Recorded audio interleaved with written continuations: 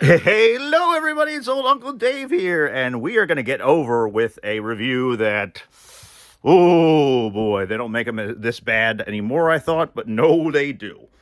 So, Uncle Dave is going to talk about a movie that he really, really hated, and the sequel was just as bad, but we're not going to talk about that now, maybe another time. But, there we go.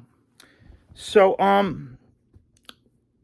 you might have heard me rant in some of the other videos or even post things and whatever about the movie, the 2017 Happy Death Day. The PG 13 horror-comedy, or horror comedy, was neither a comedy nor a horror film. It was a horror to watch, and it was comedic to see how bad screenwriters are with puns and stupid jokes. And yeah. So the clever aspect of this, even though it's been done like 8,000 times, Primer, Groundhog Day, 11/14, Palm Springs, that's deja vu. It's complicated.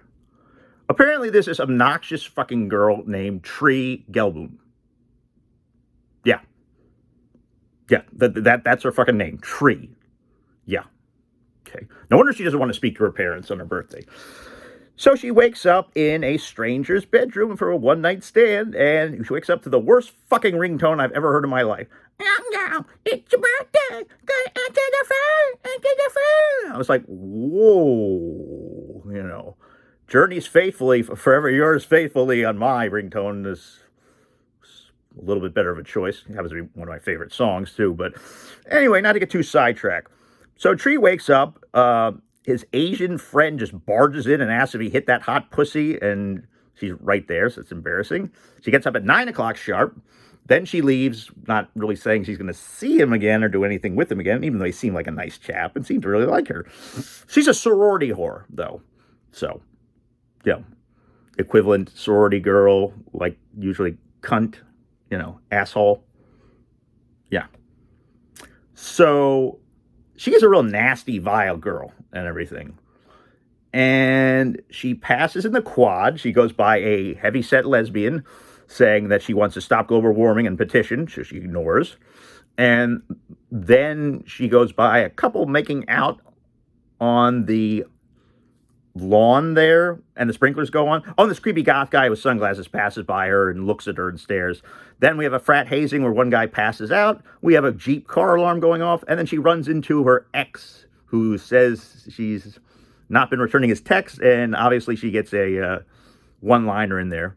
You take me to Subway and everything on our first date. It's not like you have a foot long. Tumbleweed. So she gets back and she goes in to see her creepy ass roommate, Lori, who's actually played by Ruby Modine, I believe it is, Matthew Modine's daughter. She looks nothing like Matthew Modine, really. So the lead character is playing Tree is by actress Jessica Roth, whose acting ability goes from non-existent in the beginning of the film to pretty exceptional at the end. I got to give her credit. She really evolved over the course of one movie.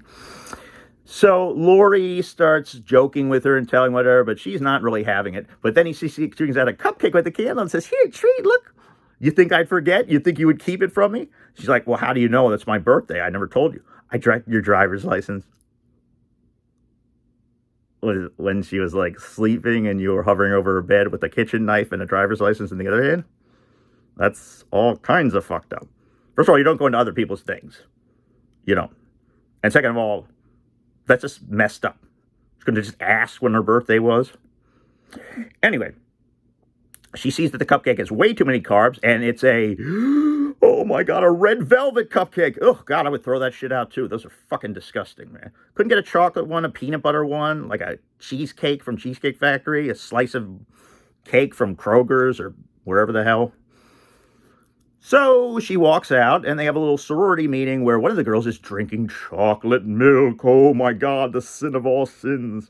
Sinner, sinner, sinner, sin. Oh, sinner man, where you gonna run to? Sinner man, where you gonna run to? And she goes to lift it up, and the tray knocks over on Tree, and she gets soaked in chocolate milk. Because they're not allowed to have chocolate milk, because that's sweet, fattening, and, they're anorexic stick bulimia girls and everything, so. Which is an awful disease, and I shouldn't make fun of it. I've known people, I've even dated a girl that had that, and it's It's a pretty bad disease. So, anyway, then she goes to a party passing by the creepiest tunnel in the world with a music box in it that is creepy, in that conveniently located part of this huge university where there's no other kids, no campus security, no custodial staff, no teachers, professors, visitors, anything. It's just completely deserted. As a matter of fact, I think we only see about 40, 50 people in this college at any given time, and they're all in the frat party. So she goes through the door knowing that it's a surprise. They told her. Why they would ruin the element of surprise, I have no idea. But they unlock the door, and right away she sees this baby-faced cherubic mask creep with a hoodie on, and she punches it. I believe this was the second day. I believe that she got killed in the tunnel the first day. The killer was at the other end of the tunnel, and then all of a sudden, when she turns around, she jumps up from top as teleporting from one end to the other to kill her.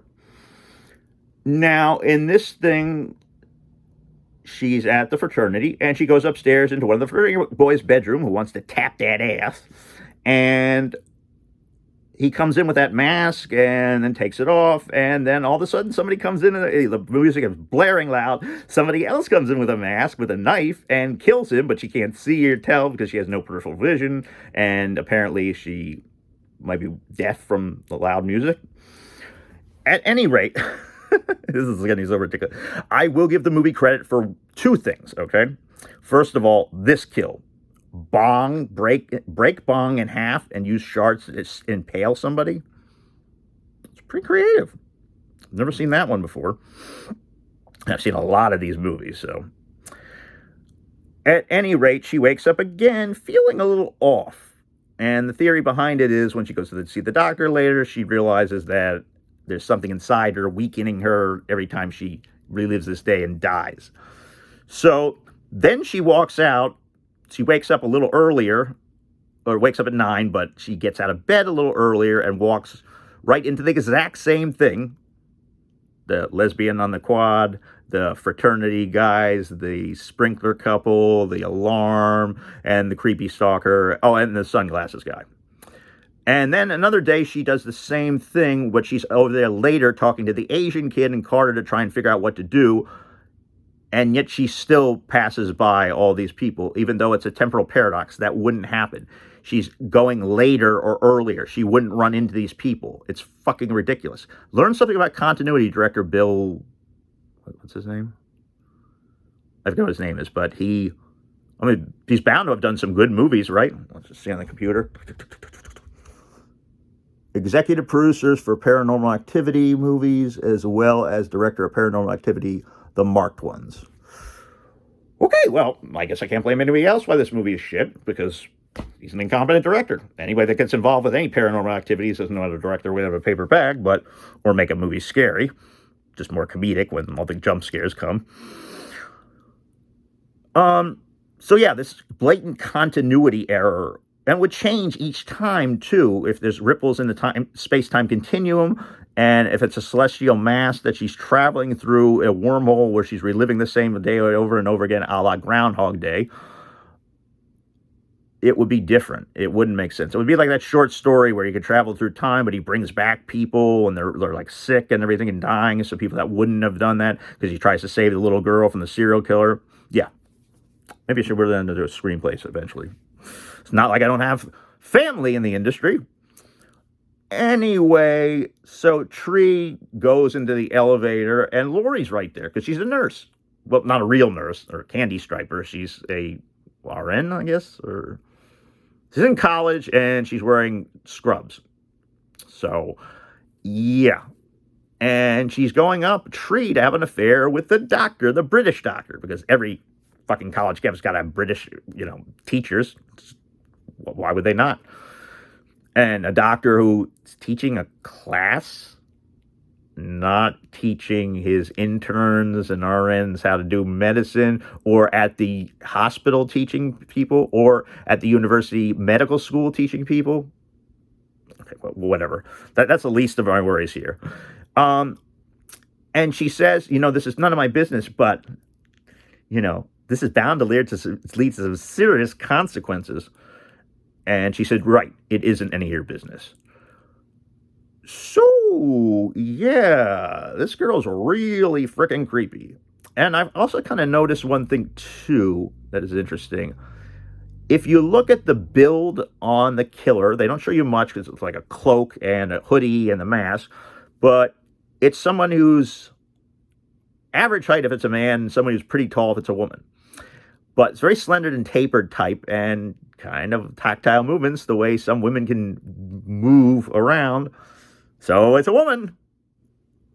And I already figured out, like about 20 minutes into the movie, who the killer was. It wasn't really that hard. Very, very predictable. So then she makes a list of suspects and starts spying on her ex. She buys night vision goggles, which cost hundreds of dollars, and leaves me to believe why she wouldn't just buy a gun or a knife. You don't need a waiting period for a rifle or a shotgun. You can just get that. Or a knife, or pepper spray, or a taser, or any self-defense weapon. You know you're going to be getting killed at the end of this day. That's another thing, too. If she knows she's going to be getting killed every single day, why doesn't she try something different each day? Why does she keep repeating everything, the same thing over and over again? In Groundhog Day, he did things different, and that's how he helped get out of the time loop, because he was an asshole and eccentric, and he did so many good deeds for people in the town. He saved the whole town, and that's why he got redeemed. And also the hot, chick that he wound up with. So that's always a good sign. So the killer grabs her from behind, tries to stab her. She actually, for once, puts up a little bit of a fight, and then she drowns her, and then she wakes up again, spitting out water. I will say I like the concept, and they did this in the second one, too, of whatever her injury is or death at the end of the day. When she wakes up in the new morning, sun is shining, it's a new morning, and you're calling home. Baker Street, Jerry Rafferty, one of the best. Rest in peace. Anyway, so, and then she goes to the hospital to meet up with her doctor friend, and then she collapses, so they put her in. He takes x-rays and sees there's so much damage to her internal organs and her rib cage and everything that, and like Jacob's Ladder, it's not funny. According to this, you're already dead. So she's supposed to be dead, but she's not. And she gets up and tries to leave, and who would be there but the notorious serial killer, Joseph Toombs, which is changed to John in the middle of the movie. Yeah, a little bit of a continuity error there, but he's a serial killer of young women, and they're gonna put him in a universal hospital, so a university hospital, with one security guard outside and the most bare bone of restraints, those little strap ones, not zip ties and not handcuffs. Yeah. It's not exactly like they didn't know he was the killer. So putting him in the hospital just puts more people at risk, especially young girls. But also, I really wish, in prisons and mental institutions, they had these things called infirmaries in prison and mental hospitals, where they treat you medically and sometimes psychiatrically. I wish they had those. It would save a lot of lives, but... So he comes up near her with the guard's gun, somehow got unstrapped and walked out. And he's about to kill her, but Carter shows up out of the clear blue and jumps her assailant and gives her time to run downstairs with Gregory, the doctor's keys, and find out which Mercedes is his by the game of click, click, click, click, click, click, click. Yeah, vehicles don't do that as much anymore nowadays, but because we're iPhones, we can locate exactly where the vehicle is and everything, but... So I do digress before I get off on more of a tangent. What can we say about this next scene? She jumps into the car, starts driving off, and she beat the killer. Killer. Not her. No, just forget about that one. And then she gets pulled over, and she says she's drunk to arrest her. So she could be in jail, which is not really a good idea, but... all she had to do was say, somebody's chasing after me. Can you put me in protective custody? So, and of course, there's only one cop. There's not like two cops or several cop cars. Like when you get stopped for jaywalking and like 46 cops, a cadre of cops come up and yeah. Because there's not real crime out there that you need to fight. Anyway, so she gets put in the back of the cop car. Now she's trapped there, of course, because self-locking and the plate glass and the strong glass windows and everything. And she sees a la Edge of Darkness, but not as awesome as Mel Gibson's next move in that movie. A car just run over on the side of the road on the opposite side that she was driving. She was driving in a different direction, and the killer just came from the hospital, so kill the cop and smash into the car's gas tank. No, wait, that can't be right. Gas tanks are underneath in the recess, both reserve and main tanks. So she slammed into the side where the gas cap is, where the fuel filler door is, and it started leaking gas, out of the trunk? That's not how it works when a gas tank is ruptured. And if you hit the side there, it's not going to do that. It's not going to bleed the fucking gasoline out like there's no tomorrow. It's not going to do that. It's just going to put a dent in the car. Yeah, I know in Stepfather and other movies, they lit No Country for Old Men, they light a piece of cloth or something, a rag, and throw it in there and then set it on fire, and then the fire goes. But then there's a fire going down into the tank to ignite the tank. And it's not like one of these things where you shoot the tank or you throw a flare and it blows up immediately. I love those. I love those movies and those things. So anyway, it just so happened that the weapon of choice, the incendiary weapon of choice, was a small birthday candle. Or, like a cupcake candle? Like I said, seriously, who the hell gets a cupcake on their birthday? Especially a red velvet one. What about chocolate, a vanilla, peanut butter? Go to get a Breyers Viennetta, go to Carvel or something, or just get a piece of cake at Kroger's or Publix or whatever stores everybody's listening to. Yeah, that's pretty messed up with a cupcake. So it's kind of blatantly obvious who the killer is now. And then there's another instance where she gets chased and tracked down by the killer. And, she's supposed to be having the same memory intact each day when she wakes up, knowing from deja vu what needs to be done. But instead of trying something different, she keeps doing the same thing over and over again and falling victim to being killed over and over again when she knows she can clearly avoid it. How could she avoid it? Oh, I don't know. Maybe she could have stayed at the fraternity house where there's like 700 people. It'd be kind of hard for Lori to get there and stab her. Maybe she could stay with Carter and the Asian kid, because it's not as easy to kill 3 people as it is 1. And the killer didn't know about Carter. Or go to the police and say, there's somebody after me. Can you put me in protective custody? Or go to campus security and ask them if they could follow you around. Or, yeah. It's a lot of, or just leave. I mean, she should make like a tree and leave. She should make like herself and leave. So, what else do we say? It's almost over, and I can't believe I've been droning on for 18 minutes and 41 seconds. But thank God it's almost over. And then she realizes when she gets back, she's frantic, and she says she almost broke the loop, but now she's stuck, and she's going, the poor woe is me. She was a total bitch. She deserves everything she gets. I was rooting for the killer, honestly. I was hilarious at all the scenes that she killed her and everything. So then she goes and starts packing because, yeah, if a serial killer is after you that's willing to kill in front of people in broad daylight or seclude you to a place and doesn't care about the fact that they're committing murder, second-degree murder, or I guess it would be first degree because premeditated, you go back for your sundries, your vibrator, and some clothes and the Prada shoes. Really, really seriously, honey? And I know you're cute, but you're not the sharpest pencil in the box.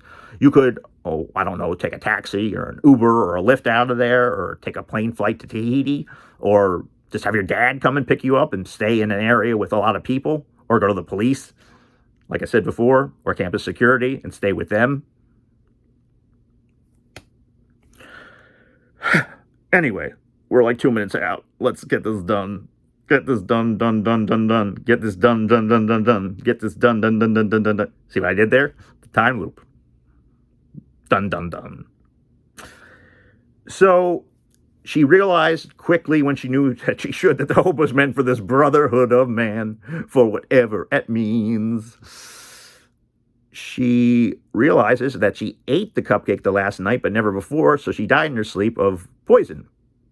It's a red velvet cupcake, so I don't think you need to add any poison to it, but probably rat poisoning. Or maybe a cocktail, some drugs. And then she realizes, oh my God, it just dawns on her that Lori, her roommate, who hates her guts because she's a bitch and a terrible roommate, and we do get one other funny thing. I know I've been a bad roommate, but isn't this a little extreme? Jessica Roth, really good performance there at the end. Really good. Not so much at the beginning and the middle, but good at the end. You made the movie almost watchable. So they get into fisticuffs, knockdown, drag out. Tree goes up and throws a lamp at her because, yeah, like, Guy Pearce did in Ravenous, that throw the rifle at him, that really does something. Actually smashing it over someone's head and bludgeoning to death them because it's strong enough to do it, that would probably work a lot better. Or you can even use the lamp cord to strangle her, wrap it around her throat, and yeah. But the sorority cunt Danielle is outside being nosy and bitchy as ever, and she said, we have a meeting on the quad in a few minutes and everything. What's that noise? Oh, Tree just fell. I just got that. Tree just fell. Okay, there was 3 things that were good about this movie. And then she grabs the cupcake, a la Banshee episode 1, the bar fight, with the ketchup bottle, and shoves it into her mouth, down her throat. She spits it up like Edge of Darkness style with Danny Houston. And since there's no Mel Gibson there to go deep down, you deserve this, and then shoot him in the throat, she jumps on a chandelier in a fucking sorority house. Those are in dining rooms or maybe family rooms you have them. You don't have them upstairs as fixtures. They're a little impractical.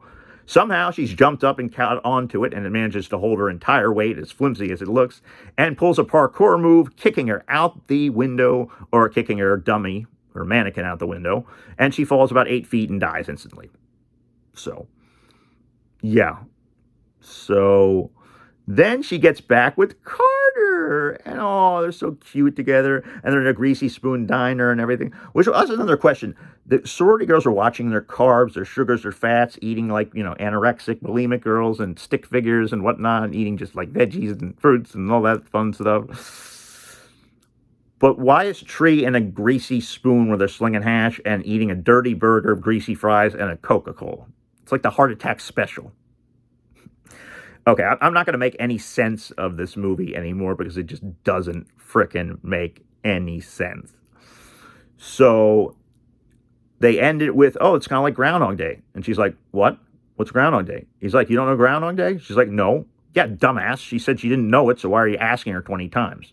Astonished that every person in the world knows what Groundhog Day is, just like every person in the world that doesn't know anything about guns knows what a Glock is. So... And then she said, well, I don't know what it is. And he said, it was the one with Bill Murray. Who's Bill Murray? And then it pans out, and we finally end the movie. Yay! Yay! What movie will I never have to watch again? Happy Death Day. And Happy Death Day to You sucked too. But at least they tried to give an explanation of pseudo-quantum physics with a time machine that could put you in a loop, which makes no fucking sense. It's like Planet of the Apes reboot logic. What can I say?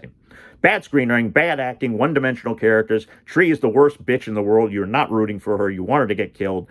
And everybody's just an asshole in this movie, too. It's like a Rob Zombie film. There's no redeeming characters, except maybe Carter. And there's no really good performances, except for maybe Lori wasn't bad. Tree was good at the end. So, and I kind of like the Doctor, too. So I guess it wasn't all terrible. But how do you make a movie this stupid? You're breaking your own rules in the movie. Temporal, lines of conflicts, lines of confluence, intermingling conflict and confluence together. It just doesn't work. So they were able to get this machine to travel through time by creating an Einstein-Rosen bridge to a black hole beyond the Wheeler boundary and use this to torture girls because they're assholes and sending them into a time loop where they get killed every day for no reason. Oh, and the reason why, you want to know, this is amazing. It's like, oh, she's so wrong. She's so bullied by people like Tree. She took it out on her and killed her. Or, oh, she just like injured her so bad. They were in a fight and she just like thought it was going to be in self defense. And then it just got out of hand and then she went to kill her. What's the reason? Let's see. Come on. Tell us why is she killing her? Gregory? The doctor? Oh, she's screwing him too. Damn, this guy gets around like a wrecker. He's got a wife, a hot blonde co-ed, and a mousy brunette co-ed. She said that, oh, he just wanted a cheap slut. I guess he kept choosing you over me. Well, yeah, you're a psychotic killer and needy and obnoxious. Tree's a hot piece of ass, and she's a slut. So, jumping bones a lot easier.